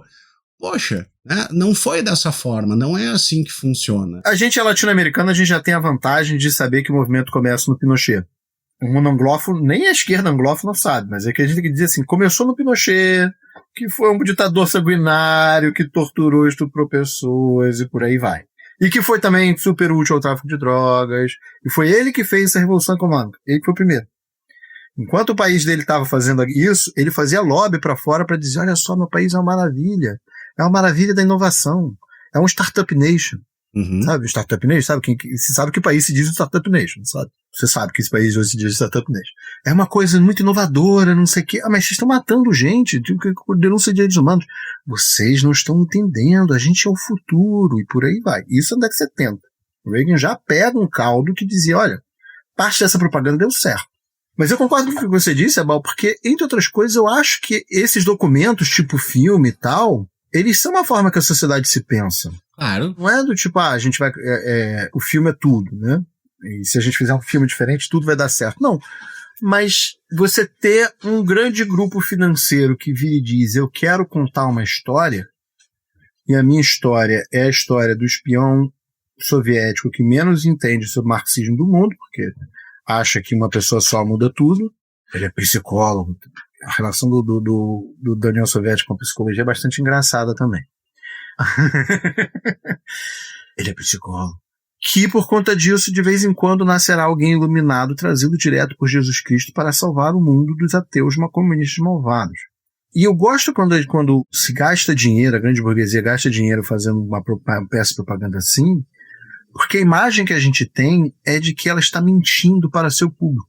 Só que não. Ela está mentindo inclusive para si mesmo. Os Koch brothers, que financiam essas merdas, acreditam nisso. E conheceram o Reagan e falam de ter conhecido o Reagan como ter conhecido o Papa, como ter conhecido Jesus Cristo, como alguém iluminado e que você, ao estar perto da pessoa, você achava a pessoa iluminada. Não, mas é isso aí, né, cara? E como tu tá falando, assim, isso é um negócio que vai reverberar muito. O Friedman, ele tá no Chile e depois ele é assessor do Schwarzenegger na Califórnia. Agora há pouco. O lobby do Pinochet na Inglaterra era imenso. Era gente que colava com stories para dizer, não, tem que defender o Pinochet. Você acha que não tem um intercâmbio entre uma coisa e outra? Claro que tem, pô. É claro que tem. Claro que sim. Mas enfim, agora sim, meu amigo Caio. Vamos lá, para nossas dicas culturais, vamos começar por quem? Quer que eu comece ou vai você? Pode começar. Eu vou dar 2 dicas aqui, então. Primeiro, tá? Não caçem a minha carteirinha de historiador, por favor, que eu vou passar um livro que ele é posicionado, saibam disso, por favor. Mas eu acho que ele conta várias pérolazinhas, assim, dessas coisas que não são muito comuns a gente saber sobre a história dos Estados Unidos. O nome do livro é A História Não Contada dos Estados Unidos e, bom, se você não perceber por um dos autores, eu não tenho mais o que fazer por você. Porque um dos autores é o Oliver Stone e o outro é o Peter Kuznick, que é efetivamente professor de história, ele é da American University de Washington e tal. Mas ele é um livro muito legal por causa que essas coisinhas que a gente fala, às vezes, de Iracontras, de relações da CIA, de intervenções em outros países, não aparecem de uma forma tão fácil. Ele é um livrinho que é para ser acessível, é para ser fácil de ler, é para ser gostoso de ler. Então, assim, ó, fica de dica caso você queira saber mais dessas, né, dessas coisinhas gostosinhas, assim, da história dos Estados Unidos.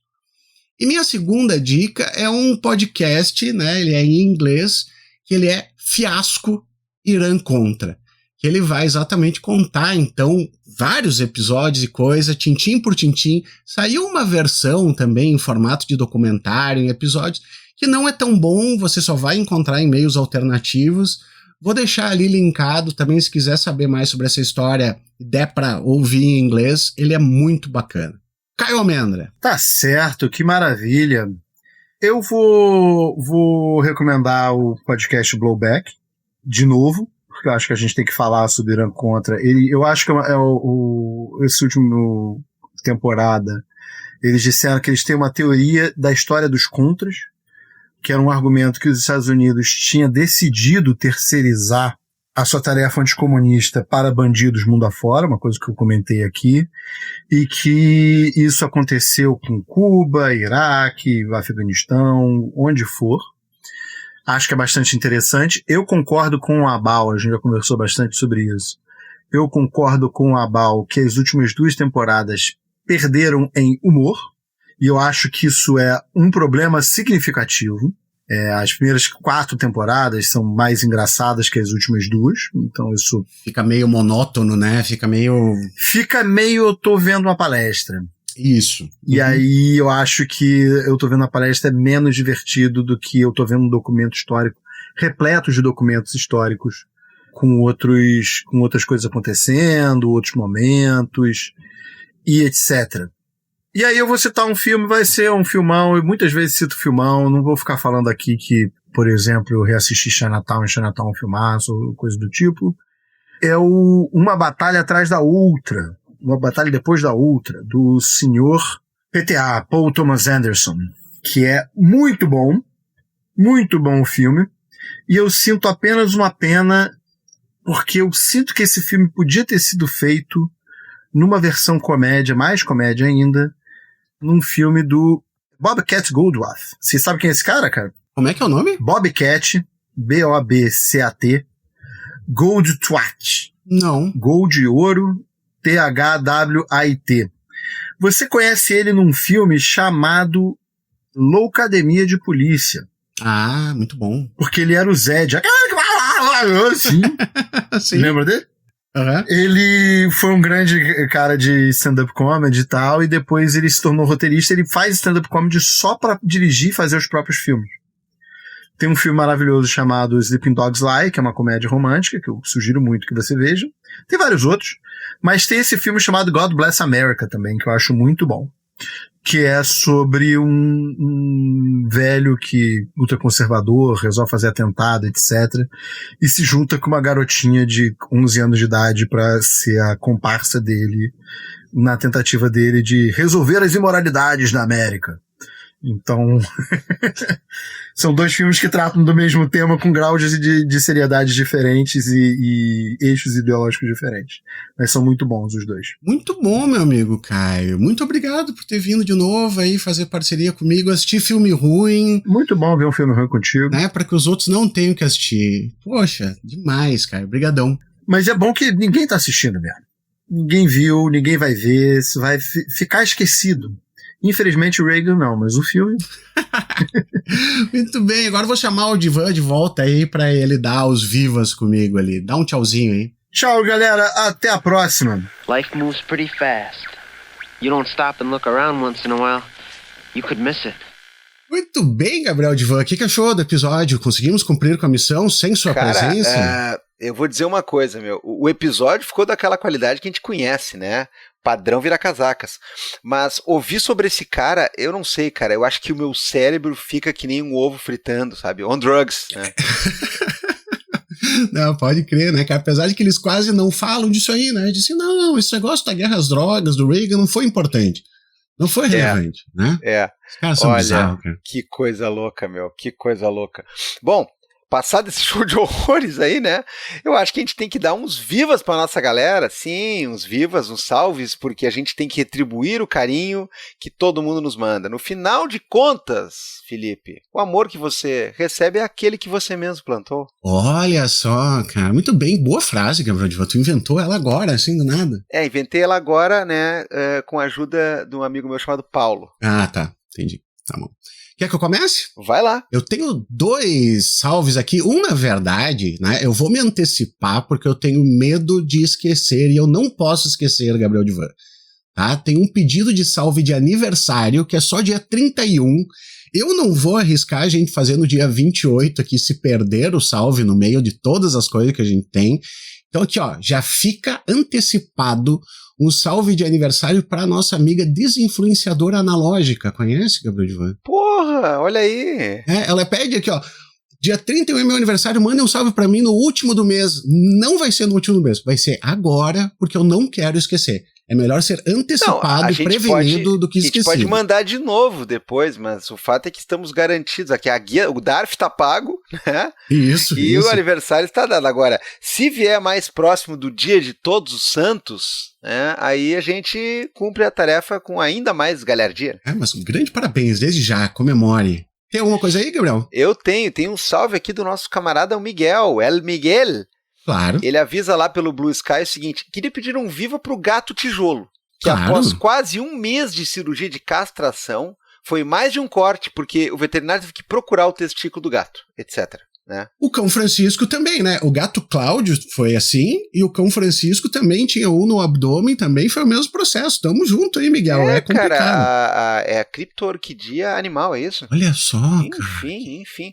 Bom, finalmente o gato tijolo tá livre da roupinha, do cone da vergonha e já tocando o terror aqui em casa. E aí vem uma foto do gato tijolo. É uma chance, Felipe Abal, pra tu adivinhar a cor do gato. Eu conheço o gato tijolo, né, cara? O gato tijolo é um gato amarelo, lindão, assim, pô. A pessoa quando adota um gato amarelo, ela já sabe o que esperar. Eles são terríveis. Mas é por cor, assim. É que nem os cogumelos do Mario, cada um. É que nem, Ele faz uma coisa diferente. Não, é que nem as tartarugas casquinha, aquele que o Yoshi engole e tal. Um gospe fogo, um sai voando, não é isso, mais ou menos? É isso aí. Tem isso aí. Que beleza, então fica aí um abraço. Outra coisa, quando eu era pequeno eu não entendia nada, né? Tu é um cara dos bichos, né? Eu não sou. Eu achava uma sacanagem, eu disse, tem que botar esse cone aí pro gato não comer, pro cachorro não conseguir, como é que... Aí depois que me explicaram, não, velho, assim, ó, durante um tempo, sabe, fez cirurgia, tem alguma questão de remédio, alguma questão de saúde, pra não ficar esfregando a cara em qualquer sarjeta aí. Bom. Não, é pra não ficar arrancando os pontos, né? O cão Francisco não precisou usar. Porque ele não foi lá pra tirar coisa, mas tem muito cachorro que vai, arranca os pontos e daí abre tudo de novo, né, cara? O cão Francisco é aquilo, né, cara? É um gigante gentil, né? Com ele mesmo, inclusive. Cara, eu quero mandar um super salve pro Juliano Santos, cara. Ele nos mandou um e-mail lindíssimo dizendo que vai ser papai. Mandou foto dos gatos John, Paul, Blue e Ben. E pediu um salve para a companheira dele, a Ariadne, e a menina sem CPF, a Madalena Gabriel Divan. Olha aí, cara, que beleza, que galera, hein? Time completo, todo mundo, todo tipo de criaturinha aí ganhando salve, que beleza. A menina sem CPF, eu gostei dessa. Parece nome de livro infantil moderninho, né? Perfeito, a menina cara. Sem CPF, de Ruth Rocha. Coleção Vagalume. Poderia, né? Da minha parte é isso aí, meu amigo. Da minha parte, sempre aquele agradecimento para todo mundo que compartilha, comenta, faz chegar a palavra do Vira Casacas por aí. Lembrando que a gente precisa do seu apoio, então vai lá em apoia.se/viracasacas, vai lá em orelo.cc, manda pix recorrente, se for o caso, para viracasacaspodcast@gmail.com. R$5 já nos dá uma bela de uma contribuição. O Abal lembrou esses dias, eu acho que vou adotar essa agora para sempre, porque é chocante de ver o quanto você nos ajuda com quão pouco. É R$60 por ano somado, todo esse cinquinho aí, cara. Imagina, num ano inteiro, você parcelou R$60 para o Vira Casacas e possibilitou o Vira Casacas de existir. Que beleza, hein? Pô, show de bola, Gabriel. Show de bola. Então, porque é isso, nos ajude que nós somos homens normais, né? Ao contrário de alguns presidentes aí, né, que vieram de Hollywood, né, das filmagens de série B, Nós somos homens inocentes. Isso aí. Tá, tchau, tchau, galerinha. Falou! We're just normal men. What do you mean, normal man? We're just innocent men.